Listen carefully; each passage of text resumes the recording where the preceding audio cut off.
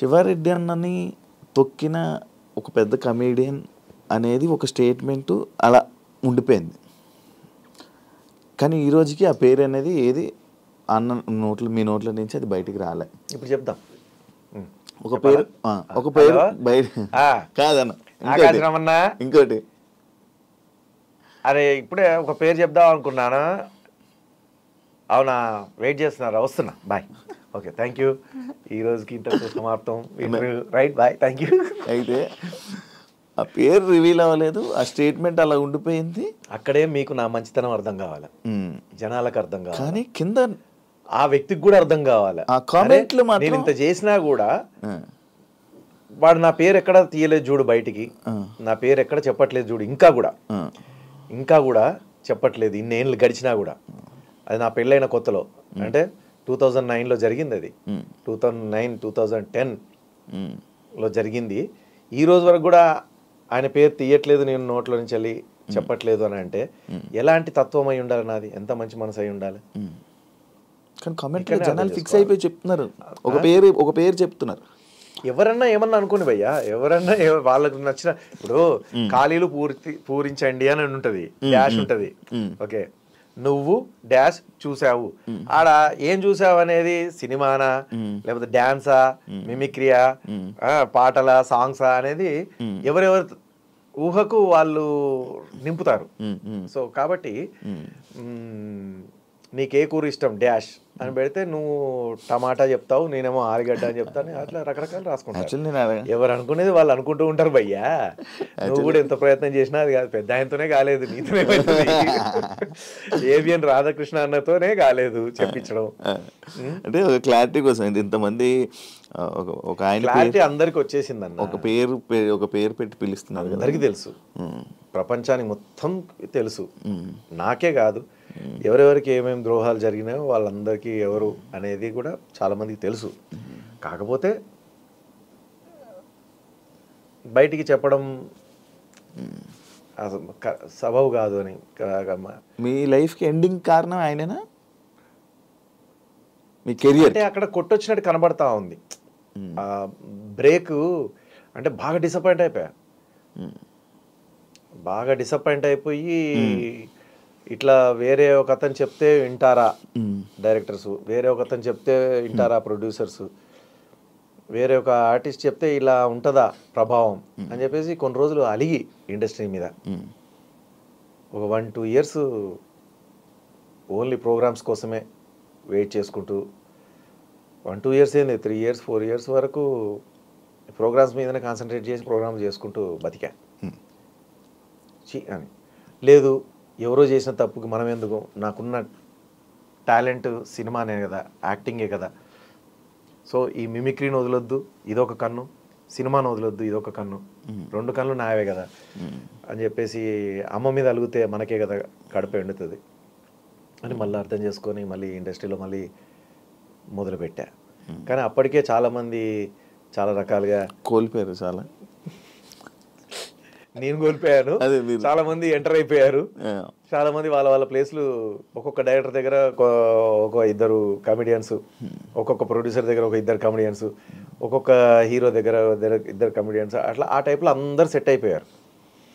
So ఇప్పుడు మనం పోవాలంటే ఫస్ట్ వాళ్ళ దగ్గర ఉన్న ఈ చిన్న కమెడియన్స్ని దగ్గర చేసుకోవాలి, అప్పుడు మనం వెళ్ళగలుగుతాం. కాదన్న రాను ఇప్పుడు రీసెంట్గా కమీడియన్స్ చాలా సింపుల్గా అవైలబుల్ చెప్తా ఉంటే ఆ చూసే వాళ్ళు అనుకుంటారు అట్లా ఉంటుందా, అది నేను అట్లా కాదు కదా, నేను అట్లా చేయాలి కదా అనుకుంటారు. కానీ సాక్ష్యాలు చూపించినప్పుడు అరే అవును కదా, ఆ ఆర్టిస్ట్ వచ్చి చెప్తే కదా నేను ఇట్లా విన్నాను, ఆ ఆర్టిస్ట్ మెల్లిగా డైవర్ట్ చేశాడు కదా, నేను శివారెడ్డిని పెట్టుకుందాం అనుకుంటే నాకు తెలియకుండానే నన్ను డైవర్ట్ చేశాడు, వీడైతే బాగుంటాడు, వాడికంటే అది ఇది, ఇతనైతే బాగుంటాడు అని చెప్పేసి డైవర్ట్ చేశాడు కదా అని వాళ్ళకి ఇప్పుడు అర్థమవుతూ ఉంటుంది, గుర్తు చేస్తే క్లియర్గా. సో వాళ్ళకి గుర్తు చేయకపోతే, వాళ్ళకి ఐడియా రాకపోతే శివారెడ్డి ఏదో తప్పు చెప్తా ఉన్నాడు ఇంటర్వ్యూలో అని అనుకుంటూ ఉంటారు. బట్ నాకు తెలుసు, నా దగ్గర సాక్ష్యాలు ఉన్నాయి, నా దగ్గర అనుభవాలు ఉన్నాయి, వేరే వాళ్ళ అనుభవాలు ఉన్నాయి, వేరే వాళ్ళ దగ్గర కూడా సాక్ష్యాలు ఉన్నాయి. అట్లా బట్ మనం ఏం చేయలేము, ఒక వ్యక్తిని బ్లేమ్ చేసి ఇప్పుడు చేసి ఏం లాభం అన్న, ఆల్రెడీ సగం జీవితం సంకరాకపోయింది అన్నట్టుగా. ఆల్రెడీ 2 ఆడపిల్లలు నాకు, పెద్ద పాప 9th క్లాసు, ఇప్పుడు 10th వెళ్తుంది, 6th క్లాస్ చిన్న పాప 7th వెళ్తుంది, 2 ఆడపిల్లలు. వాళ్ళ భవిష్యత్తు కూడా దృష్టిలో పెట్టుకొని మనం ఏ కాంట్రవర్సీ లేకుండా హ్యాపీగా ఇప్పటివరకు రాముడు మంచి బాలుడు అన్నట్టుగా సినిమాలు ఉన్నా లేకున్నా, ఎవరు నన్ను తొక్కినా తొక్కకపోయినా, ఎవరు నాకు అవకాశాలు ఇచ్చినా ఇవ్వకపోయినా, ఉన్న దాంట్లో తిని పద్ధతిగా పబ్బులలో పోకుండా, ఏమంటారు దాన్ని, రేవ్ పార్టీస్లో పోకుండా, డ్రంక్ అండ్ డ్రైవ్లో దొరకకుండా, 3 అమ్మాయిలతో కథలు నడిపి చేయకుండా,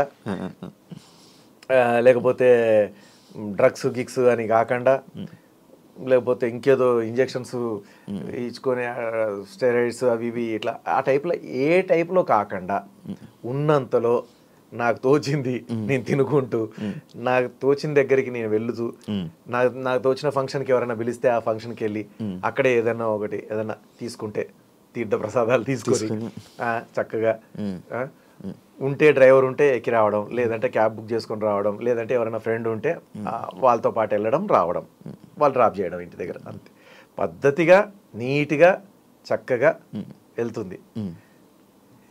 ఇంత దాకా వచ్చినా ఇంకేం మా అంటే ఇల్లు అమ్ముకుంటా కావచ్చు నా బిడ్డలకి చదువులకి, ఏముంది. కాకపోతే ఇంకా ఇప్పుడు ఓన్లీ ఇల్లు ఒకటే ఉందన్న?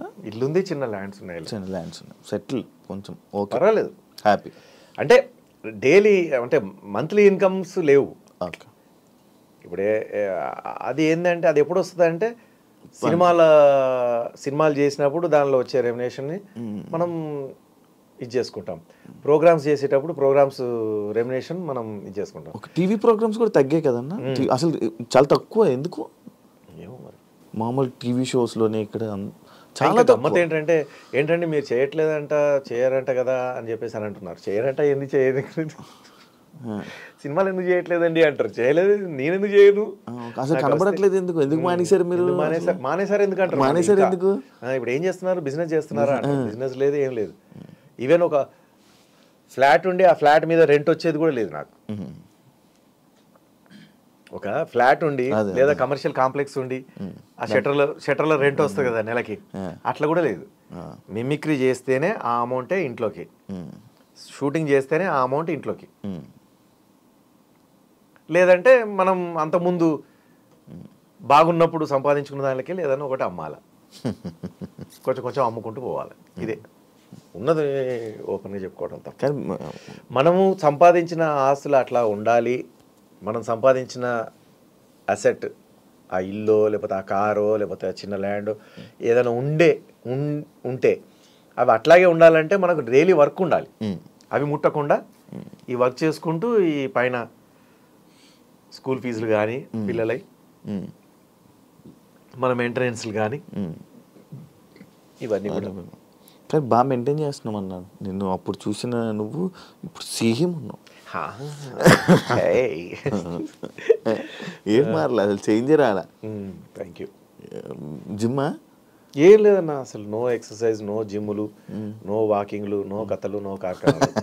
ఉన్న దాంట్లోనే ఫుడ్ను కొంచెం పద్ధతిగా ఇంట్లో వేసుకుంటూ, ఓన్లీ ఇంట్లో ఫుడ్. మెయిన్గా నా ఎక్సర్సైజ్ ఏంటంటే నా పనులు నేను చేసుకుంటాను. బై మిస్టేక్ మా ఆవిడ ఏదైనా పనులు మర్చిపోతే ఆ పనులు కూడా నేను చేస్తాను. బై మిస్టేక్ మా డ్రైవర్ ఏదైనా పని మర్చిపోతే ఆ పని నేనే చేసుకుంటాను. సో నిన్న మణికొండలో 3 రోజుల నుంచి నీళ్ళు రాలే, మంజీరా వాటర్ రాలే. ఏం చేసాం, కింద హౌస్లో నుంచి బకెట్లు మోసుకుంటూ పైకి, డ్రైవర్తో పాటు నేను మోసాను బకెట్లు. సో అట్లా ఒక్కొక్కసారి ఏంది, అందుబాటులో మా వైఫ్ లేదు, పుట్టింటికి వెళ్ళింది, ఎవరు లేరు, నేనే ఉతుక్కుంటా. ఆ పని అమ్మాయి వచ్చే టైంకి మనం ఉండొచ్చు, ఉండకపోవచ్చు. నేనే బట్టలు ఉతుక్కుంటా, నేనే ఆరేసుకుంటా, నేనే అరేంజ్ చేసుకుంటా, మంచిగా హ్యాపీగా మడత పెట్టుకుంటా, సూట్ కేసులో వెళ్ళిపోతుంటా. అది ఆ కష్టమే ఎనఫ్. సో లిఫ్ట్లు యూజ్ చేయను. ఇప్పుడు మీ ఆఫీస్కి వచ్చామంటే లిఫ్ట్ యూజ్ చేయను, దిగి నడుచుకుంటూ వెళ్తా. ఎక్కేటప్పుడు కొంచెం కష్టమవుతుంది అనుకుంటే అప్పుడు లిఫ్ట్లో వస్తా, వెళ్ళేటప్పుడు మెట్ల మీదకి వెళ్తా. అట్లా మ్యాక్సిమం నడవడానికి ఛాన్స్ దొరికినప్పుడు నడవడానికి ట్రై చేస్తాను, ఛాన్స్ దొరికినప్పుడు నా పనులు నేను చేసుకోవడానికి ప్రయత్నిస్తాను. ఇదే నాకు ఎక్సర్సైజ్ కింద పెట్టుకుంటా. ఓకే. అంటే ఇన్ని సంవత్సరాల జీవిత ఎక్స్పీరియన్స్లో ఏం నేర్చుకున్నావు?